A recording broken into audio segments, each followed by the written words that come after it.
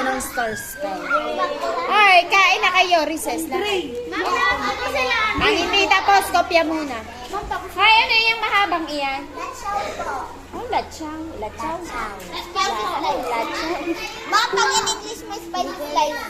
Ah, ang English ng lachaw, Slice. pag-translate, spicy slice. Sinasabi sa iyo. Ano?